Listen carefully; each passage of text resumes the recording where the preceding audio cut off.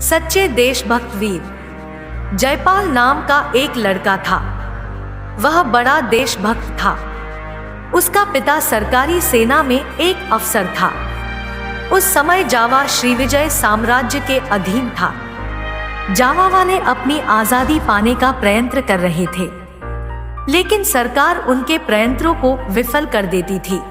एक दिन जयपाल एक पुस्तक पढ़ रहा था, तब उसका पिता वहां आ पहुंचा। पुत्र के हाथ देश की आजादी नाम की पुस्तक देखकर पिता आपे से बाहर हो गया।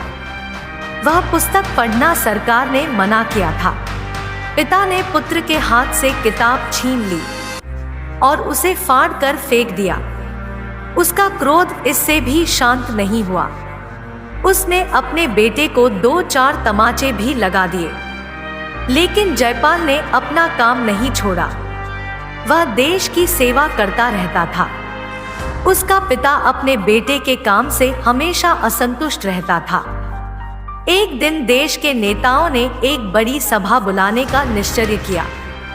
सरकार को इसकी खबर मिली। सरकार ने उस सभा को रोकने का प्रबंध किया। देशभक्तों ने सम्मेलन की तैयारी की। देश के बड़े बड़े नेता उस सभा में शामिल होने के लिए आए। शाम का समय था। सम्मेलन शुरू हुआ। स्वतंत्रता का झंडा फहराया गया। लाखों लोग वहां आ जुटे थे। जयपाल भी उस सभा में शामिल हुआ था। सरकार के सिपाही पहले ही उस सभा को रोकने के लिए तैयार खड़े थे।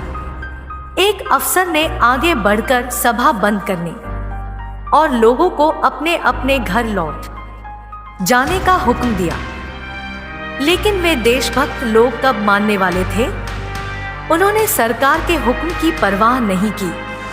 सभा का कार्यक्रम शुरू हुआ। बस फिर क्या था? सिपाही देशभक्तों पर टूट पड़े।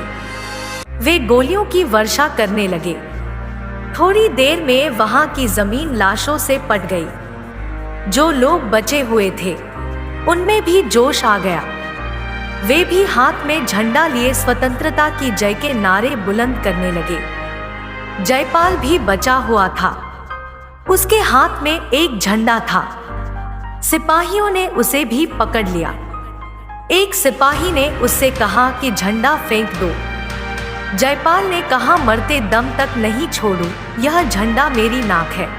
सिपाही ने तलवार उठाई और एक ही बार में उसकी नाक काट दी और फिर पूछा, अब बोलो, क्या झंडा फेंक देगा या नहीं?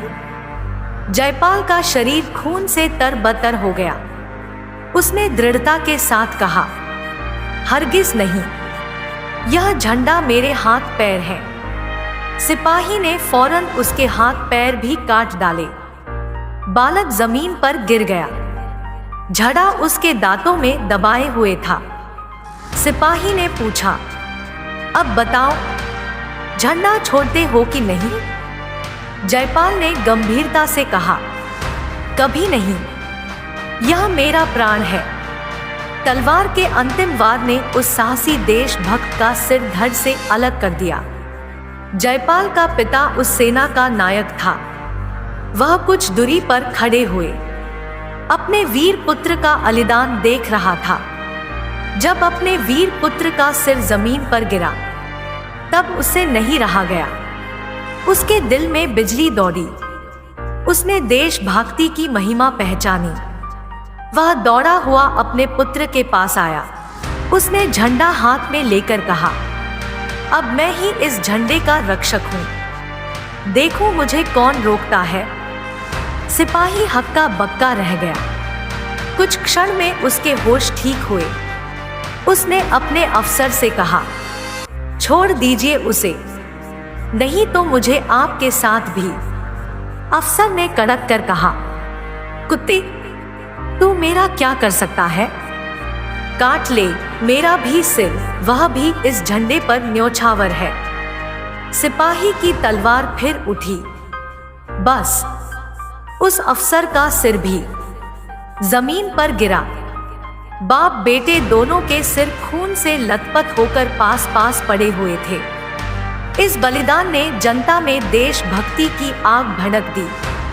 सारे लोग देश की आजादी के लिए आत्मत्याग करने को तैयार हुए। सिपाही भी देशभक्तों के दल में मिल गए। विदेशी सरकार से उन्होंने अपनी आजादी छीन ली। देश में सब जगह स्वतंत्रता की जय के नारे गूंज उठे। उम्मीद करता हूँ सच्चे देशभक्त वीर देश प्रेम की कहानी आपको अवश्य पसंद आई होगी। कृपया कमेंट के माध्यम से अवश्य बताएं।